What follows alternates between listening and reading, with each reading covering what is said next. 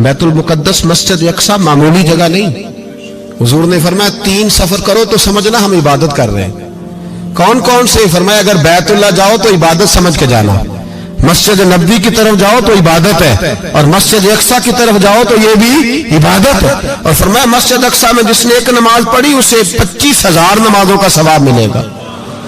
और मेरे रसूल पाक ने ये वो मस्जिद है जिसके साथ मिराज शरीफ जुड़ा हुआ है। कुरान पाक ने कहा कि इस मस्जिद में सुभान अल्लाज़ी असरा बिअब्दिही लैलन मिनल मस्जिदिल हराम इलल मस्जिदिल अक्सा। मुसलमानों, कुरान कहता है कि तुम्हारे मिराज की शान रसूल पाक की मस्जिद अक्सा से जुड़ी है। जिस महबूब को रब मिराज कराए तो मस्जिद अक्सा में ला के कराए। वो जगह मामूली जगह है, वो मामूली जगह है। मस्जिद अक्सा, नबी पाक ने वहां नबियों की इमामत कराई। 17 महीने उस मस्जिद की तरफ मुंह करके तेरे और मेरे रसूल ने नमाजें पढ़ी। छोटी जगह है और पूरी दुनिया का मुसलमान इसे चाहिए शर्म से गड़ जाए। एक अमेरिका का सदर बोल के कहता है कि इसराइल को इजाजत है उसे दारुल हुकूमत बनाए, और मुसलमान हुक्मरान बयान दे रहे हैं, जालिमों, लुटेरों, तुम अपनी अपनी सियासतें चमकाने के लिए पहले एक दूसरे को गालियां देते हो, फिर इकट्ठे बैठ जाते हो नंबरिंग करने के लिए। तुम दीन के इस मसले में सारे इकट्ठे क्यों नहीं बैठे? सारे पाकिस्तान के सियासतदानों को, उलमा और मशाइख को चाहिए था एक पेज पे इकट्ठे होते, इकट्ठे बैठ के एक बयान ही दे देते, एक बात ही कर देते। फिर मेरा सलूट है तुर्की के सदर को, फिर मेरा सलूट है तुर्की के सदर को। उसने बहुत अरसा पहले कहा था मस्जिद अक्सा मेरी ख्वाब में आई थी और रो के कहती थी आए मुझे कोई सलाहुद्दीन अय्यूबी का मानने वाला, कोई आए मुझे बचाए। कहते मेरी ख्वाब में आई थी और रोती थी, कहती थी कोई आए। और एक शायर ने कहा मस्जिद अक्सा नबी पाक को भी बुलाती है, कहती है एक बार फिर तैबा फलस्तीन में आ, रास्ता देखती है फिर मस्जिद अक्सा तेरा, एक बार फिर से तैबा से फलस्तीन में आ, रास्ता देखती है फिर मस्जिद अक्सा तेरा। कोई बोला है नहीं इतना मुकद्दस मकाम, छोटे छोटे बयानों कहीं इकट्ठे हो जाओ, मैं बताता हूं तुम्हें मसले का हाल क्या है। मैं बताता, 2 काम करो। एक काम वो करो जो हजरत सलमान फारसी ने किया था। सुनो सुनो हाल सुनो मसले का, मैं छोटा आदमी हूं पर हाल सुनो मसले का। जिंदगी में एक काम मुसलमान कर ले, जट बन के, भट्ट बन के, अराई बन के, पाकिस्तानी, मिस्री, सऊदी बन के बड़ा जी लिया। एक काम वो करे जो हजरत सलमान ने किया था। जब एक काफिर ने पूछा आपका नाम क्या है तो फरमाया मेरा नाम इस्लाम है। बोलिए सारे मेरा नाम। कहा तुम्हारे बाप का नाम? फरमाया इस्लाम। दादा का नाम? का इस्लाम। परदादा का नाम? बाजू तेरा तौहीद की कुव्वत से कवी है, इस्लाम तेरा देश है तो मुस्तफवी है। एक काम वो करो जो हजरत सलमान ने किया था। काफिर जब पूछे तो कहो हम सारे इस्लाम हैं। हम सारे क्या हैं? हम पहले मुसलमान हैं, बाकी बाद में कुछ और चीज। दूसरा काम वो करो जो हजरत अमीर मुआविया ने किया था। सुन लो ये हाल है इस मसले का। सुनो, हजरत मौला अली शेर खुदा रज़ियल्लाहु ताला अन्हु और जनाबे अमीर मुआविया की जंग हो रही थी, लड़ाइयां हो रही थी, इख्तलाफात थे, फौजें बैठी थी। हजरत मौला अली और जनाबे अमीर मुआविया की जंग हो रही थी तो रूम के बादशाह ने, ईसाई बादशाह ने हजरत अली को खत लिखा कि मैं तेरे ऊपर हमला करने वाला हूं। खत लिखा ना हजरत अली को, तो जवाब हजरत अमीर मुआविया ने दिया। चाहिए था ना मौला अली जवाब देते, हजरत अमीर मुआविया बोले और बोल के कहने लगे और रूम के कुत्ते, हम घर में जितना मर्जी लड़े, ये ना समझना तू अली पे हमला करेगा तो मैं तमाशा देखूंगा। फरमाया तो अली पे हमला कर तो सही, अली सिपा सालार होगा और अमीर मुआविया उसका सिपाही होगा। घर में जितना मर्जी लड़े पर रसूलुल्लाह के नाम पे हम इकट्ठे हो जाया करते। ये रसूलुल्लाह का दीन है, इस पे हम इकट्ठे हैं, यकजान हैं। फरमाया अली सिपा सालार होगा और अमीर मुआविया सिपाही होगा, इकट्ठे निकलेंगे और कुफर को बताएंगे कि अगर तुम मुसलमानों की तरफ देखोगे फिर हम यकजान हैं, फिर हम बोलिए फिर हम गुंबद खजरा के साए तले एक हैं, एक हैं, एक थे और एक रहेंगे। इसलिए ये 2 काम अगर मुसलमान करे, 2 काम ठीक है, इख्तलाफ हो गए, बड़ा कुछ हो गया, लेकिन उनसे कहें कि जब तुम आओगे तो फिर हमें लहदा लहदा नहीं पाओगे। پھر ہمیں تم اکٹھے پاؤ، اکٹھے میدان میں نکلیں گے، اور کوئی اتنی لمبی چوڑی بات نہیں۔ میں کیا کروں، میرا تو آئیڈیل بنتا جا رہا ہے طیب اردگان۔ عجیب بات ہے نا کہ اس کے پاس ایٹمی طاقت آپ سے کمزور ہے، آپ کی تگڑی ہے، اس کے پاس جو فوجی طاقتیں ہیں وہ اپنی جگہ پر، آپ کی فوجی طاقتوں کا لوہا مانتی ہے دنیا، لیکن پھر مجھے کہنے دو نا، میدان میں بندہ ایٹمی طاقت سے نہیں لڑتا، ایمان کی قوت سے لڑتا ہے۔ اور بول اٹھا ہے نا، کیا کر لیا اس نے اپنی پارلیمنٹ سے خطاب کیا ہے، مطالبہ ہے، علماء سے گزارش ہے، مشائخ سے گزارش ہے، ہر مکتبہ فکر کے آدمی سے گزارش ہے، علماء اور سیاستدانوں سے اپیل ہے کہ پارلیمنٹ کا مشترکہ اجلاس بلائیں، مشترکہ، اس میں ہر سیاسی جماعت کا لیڈر بیٹھے اور اکٹھے بیٹھ کے ان کو یہ میسج دیں کہ بازو تیرا توحید کی قوت سے قوی ہے، اسلام تیرا دیش ہے تو مصطفی، اور ان کو بتائیں کہ ہزاروں قومیں وجود میں آئیں، دہر میں خشک و تر کے رشتے سے ہم نے بنیاد دوستی رکھی، یاد خیر البشر کے رشتے سے۔ یاد رکھیے گا کہ جیسے ہی سناٹا شدید ہوتا ہے اور ہوا شدت سے رکتی ہے، طوفان بھی اتنی شدت سے ہی آیا کرتے ہیں،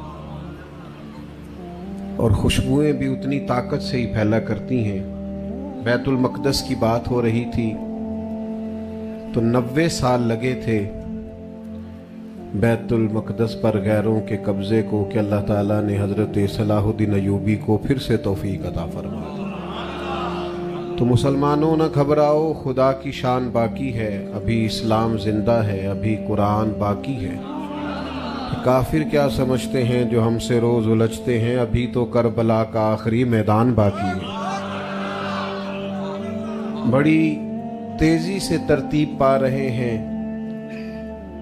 اہل عشق کے قافلے، اور بڑی غور سے غور کر رہی ہے میری نئی نسل مسلمانوں کے مستقبل پر، اور بڑی گہری نظریں جمائے بیٹھے ہیں امت کے لوگ۔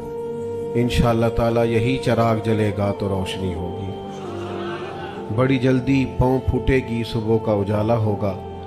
عزیز دوستو، قرآن مجید فرقان حمید نے ارشاد فرمایا ہے کہ جب اللہ کا فضل اور اس کی رحمت ملے تو اس پر خوشی کا اظہار کرنا چاہیے۔ قل بفضل اللہ وبرحمتہ فبذلک فلیفرحوا، اے محبوب علیہ السلام آپ فرما دیں جب اللہ کا فضل اور اس کی رحمت ملے تو چاہیے کہ خوشی کا اظہار کریں۔ یاد رکھیے گا کہ دکھ انسان کے ساتھ رہتے ہیں، آزمائشیں انسان کے ساتھ رہتی ہیں۔ جو لوگ آپ کو زیادہ بڑی کرسیوں پہ بیٹھے نظر آتے ہیں، ہو سکتا ہے ان کے دامن میں دکھوں کی تعداد بھی کچھ زیادہ ہو۔ جن سے تعلق والے لوگ زیادہ ہوتے ہیں ان کے ذمے حقوق بھی زیادہ ہوتے ہیں۔ جن کے نام بڑے ہوتے ہیں ان لوگوں کے ذمے ڈیوٹیاں بھی بڑی ہوتی ہیں۔ تو آزمائشیں، دکھ، یہ نام بدلتے ہیں، روپ بدلتے ہیں، لیکن یہ آزمائشیں، یہ تکالیف، یہ سارا کچھ انسان کے ساتھ ساتھ چلتا ہے۔ وقت کے ساتھ اس کی تکلیف بدلتی ہے، عنوان بدلتی ہے، دکھ بہرحال قائم رہتے ہیں، لیکن اس کا مطلب یہ نہیں ہوتا کہ انسان مسکرانا بھول جائے۔ اس کا مطلب یہ نہیں ہوتا کہ جب بھی وہ گفتگو کرے تو کسی دکھ کو ہی یاد کرے۔ کسی بھی شخص کو پورا ٹٹولیں گے، دکھوں سکھوں کو جمع کریں گے تو انشاءاللہ آسانی زیادہ ملے گی، زندگی خوبصورتی زیادہ ملے گی، بہار کا موسم زیادہ ملے گا۔ لیکن ہماری طبیعت ہوتی ہے، ہم خوبی کی طرف جاتے نہیں، خوشیوں کو ڈسکس نہیں کرتے، کمزوریاں آئی جاتی ہیں۔ نبی رحمت صلی اللہ تعالی علیہ وسلم نے خود بیان فرمایا، کریم فرماتے سب سے زیادہ انبیاء کو ستایا جاتا ہے، اور فرمایا میں اللہ کا محبوب ہوں، سب سے زیادہ مجھے ستایا گیا۔ آپ اٹھا کے دیکھ لیں محبوب کی حیات نور کے شب و روز کو، مکہ مکرمہ کی ساری زندگی جہد مسلسل ہے، اور مدینہ طیبہ میں حضور تشریف لے آئے تو اب تو ماحول اور بڑھ گیا۔ وہاں صرف کافر تھے، یہاں منافقین کی بھی سازشیں، بدر ہے، احد ہے، خندق ہے، حنین ہے، ہر روز ایک نیا محاذ کھلا ہوا ہے۔ اور پھر جو سرکار کے ساتھ تکالیف ہیں، جو اپنوں کی جوزانیوں کا غم ہے، جو سیدہ خدیجہ کے جانے کا سرکار کو دکھ ہے، جو سرکار کے سامنے آپ کی شہزادیاں دنیا سے جا رہی ہیں اس کی تکلیف ہیں، وہ سارے غم بھی محبوب نے برداشت کیے، لیکن صحابہ فرماتے ہیں اتنا مسکراتے بھی کسی کو نہیں دیکھا جتنا مدینے والے محبوب مسکرایا کرتے۔ حضور کے چہرہ نور پر روشنی رہتی اور مسکراتے نبی پاک علیہ السلام۔ حضرت جابر ابن سمرہ کہتے ہیں میں حضور سے ملنے گیا، جب سرکار تشریف لائے مدینہ طیبہ تو پہلے دن زیارت کی تو میں نے مسکراتے دیکھا، اور پھر 10 سال میں زیارت کرتا رہا تو جب بھی دیکھا مسکراتے دیکھا، جب بھی دیکھا جس کی تسکین سے روتے ہوئے ہنس پڑے، یعنی ہلکی سی تسکین محبوب فرما دیں تو رونے والے، تو پھر خیال پیدا ہوتا تھا سرکار کے اس مسکرانے کا تو انتظار کرنا پڑتا ہوگا، تو اعلیٰ حضرت فرماتے ہیں انتظار نہیں کرنا پڑتا، یہ تو عادت ہے نبی پاک۔ جس کی تسکین سے روتے ہوئے ہنس پڑے اس تبسم کی عادت پہ لاکھوں سلام۔ حضور مسکراتے، خوش ہوتے، خوشی کی بات کرتے۔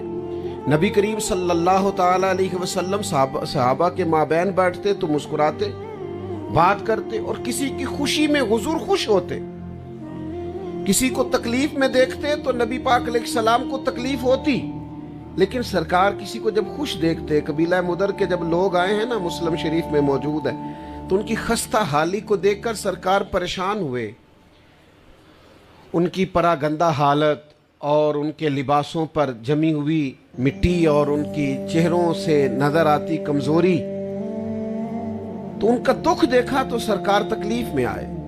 سیدنا بلال حبشی کو حکم ہوا کہ اذان کہی جائے، اقامت کہی جائے، اور پھر نماز پڑھائی اللہ کے حبیب نے۔ پھر حضور نے توجہ دلائی صحابہ کی کہ اپنے بھائیوں کی مدد کرو۔ کوئی ان کے لیے کھجوریں لایا، کوئی ان کے لیے کمبل لایا، کوئی ان کے لیے کھانا لایا، کوئی طرح طرح کی چیزیں لایا۔ صحابہ فرماتے ہیں جب وہ خوش ہو رہے تھے نا تو ہم دیکھ رہے تھے محبوب کا چہرہ نور بھی کھلتا ہی چلا جا رہا۔ حضور خوشیوں میں خوش ہو جاتے، نبی پاک صلی اللہ تعالی علیہ وسلم کے چہرہ نور پر خوشی کے آثار نمایاں ہوتے۔ تو جب خوشی کا موقع ہو تو پھر خوش ہوا جائے، پھر اس موقع پر انسان کوشش کرے کہ وہ ایسی گفتگو سے اجتناب کرے۔ میں اکثر دیکھتا ہوں کہ بڑی خیر کی گفتگو ہو رہی ہوتی ہے تو بعض لوگوں کے پاس سے مایوس خبریں ملنی شروع ہو جاتی ہیں۔ کچھ لوگوں کے پاس ویسے بھی اچھی خبر ڈھونڈنے سے نہیں ملتی، ان کے پاس نہیں ہوتی۔ ان کے پاس جب بھی آپ کو ملے گی نہ کوئی خطرناک، بلکہ اگر آپ 10-15 منٹ کٹھے ان کے پاس بیٹھ جائیں تو محسوس ہوتا ہے کہ 8-10 دن ہی رہ گئی ہے دنیا، اللہ ماشاءاللہ۔ کیونکہ وہ جب بھی کوئی بات مطلب کریں گے نا، مجھے کہیں سفر پہ نکلنا تھا، ایک دوست آ گئے ملاقات کرنے، تو وہ اب جانا نہیں چاہ رہے تھے، کچھ گپ شپ کے ماحول موڈ میں تھے، اور مجھے اپنے وعدے پر پہنچنا تھا۔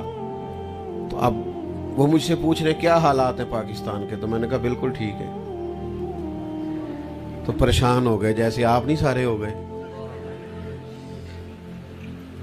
تو بالکل ٹھیک ہے۔ تو میں نے کہا بالکل ٹھیک ہے، اللہ کے فضل سے الحمدللہ ٹھیک ہیں، حالات صحیح چل رہے ہیں۔ تو مجھے کہنے لگے نہیں لوگ بڑی پریشانی میں۔ تو میں نے ان سے کہا آپ کیا کام کرتے؟ کہنے لگے میں جوتے بناتا ہوں، کارخانہ ہے میرا۔ تو میں نے کہا آپ سارے پاکستان کو چھوڑیں، آپ جوتے صحیح بنایا کریں، تاکہ جو غریب آدمی پریشان ہے نا بیچارہ، وہ کم از کم آپ کے بنے ہوئے جوتے لے تو 6 مہینے اس ٹینشن سے بری ہو کے جوتا نیا لینا ہے۔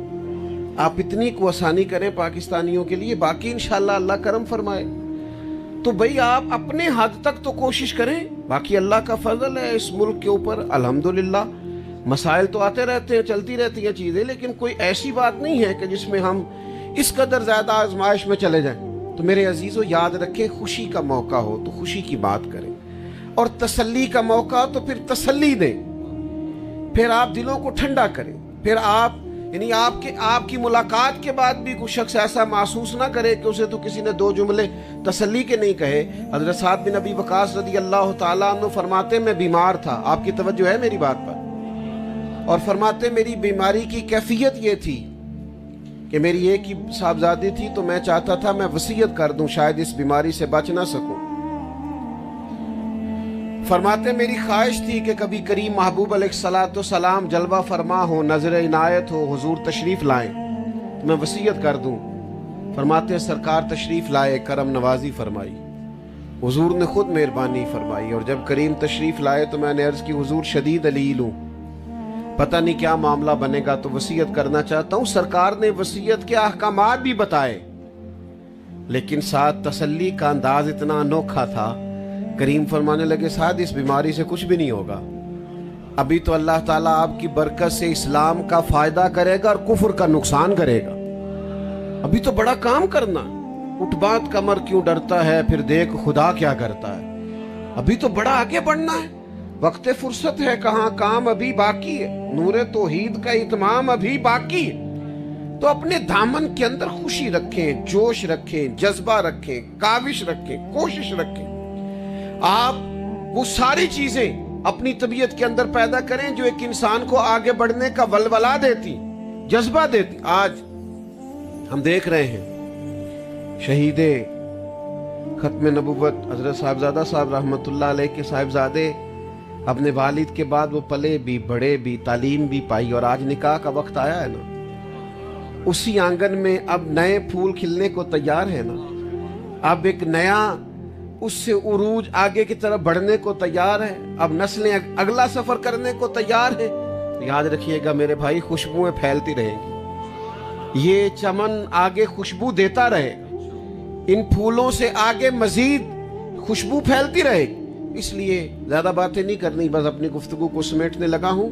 मायूस ना ज्यादा हुआ करें, परेशान ना ज्यादा। आप यकीन करें गजा का मसला बड़ी तकलीफ का है, और भी बहुत सारे मसाइल हैं उम्मत को दरपेश।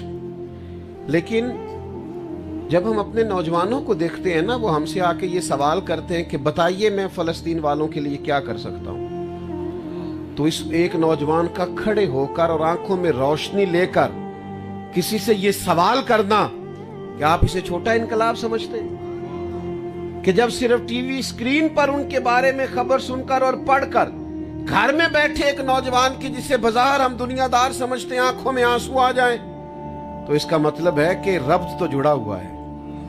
इसका मतलब ये है कि क़यादत का फुकदान है, वरना लोग तो पूरे तौर पर तैयार हैं। तो मेरे अजीज, कोई मायूसी नहीं है। कुछ वक्त अगर मुसलमानों पर ऐसा आया है कि हालात साजगार नहीं हैं, तो ये शायद वही एक वक्त है कि जब अल्लाह ताला ने बगदाद में हज़रत गौसे आज़म जैसे लोग दिए। 70 साल खिदमत की है जनाब गौसे पाक ने बगदाद शरीफ में बैठकर, और फिर उन्हीं बगदाद के बासियों में से एक शख्स अपनी उंगली से अपने बेटे को लगाए हुजूर गौसे आज़म की खानकाह में लाया करता था, और उसी बेटे का बाद में नाम लोगों ने सलाहुद्दीन अयूबी के नाम से जाना था। तो वही फिर पासबा मिल गए काबे को सनम खाने से। फिर वक्त आ गया कि वो तातारी जो कभी बगदाद पर हमलावर हुए थे, अल्लाह ताला ने उन्हें ही तौफीक ईमान अता फरमा दी। तो भाई वक्त बदलेगा, हालात बदलेंगे, हम नहीं देखेंगे तो हमारी नस्लें देखेंगी। लेकिन ताज़ा दम रहें, 2 कदम पीछे हटें, लेकिन नया जोश लेने के लिए हमेशा आप पीछे हटें, कभी भी बुज़दिली दिखाने के लिए पीछे ना हटें, ताकतवर रहें। और जिस खानकाह पे, जिस आस्थाने पे आप तशरीफ़ फरमा हैं, ये तो वैसे ही सादात का आस्थाना है। यहाँ की तो दास्तान ही सर कटाना और जान देना और कुर्बानी पेश करना है। यहाँ का तो लबो लहजा ये है कि जो है अल्लाह रसूल के लिए हाजिर है, जो है वो हर वक्त मौजूद है। अल्लाह की बारगाह में दुआ करते हैं, अल्लाह ताला शहज़ादा गिरामी क़द्र को बरक़ात अता फ़रमाए, आने वाला वक्त इनके लिए रहमतों की नवीद लेके आए, और इस आस्थाने को अल्लाह तबारक व तआला शाद व आबाद फ़रमाए। और यहाँ मुल्क से बाहर किसी और जगह जहाँ जहाँ भी इस आस्थाने का फैज़ जारी व सारी है, अल्लाह ताला उसमें दवाम अता करे। आखिर दावा या